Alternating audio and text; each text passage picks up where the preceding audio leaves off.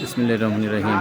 আমরা চলে আসছি সীতাকুণ্ডুর লাউয়াছড়া জাতীয় উদ্যানে।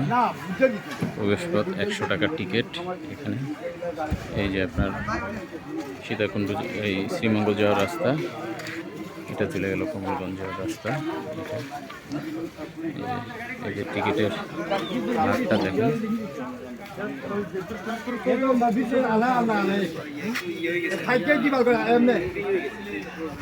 এই যে আমরা টিকিট দিছি, আমি ভিডিও করতে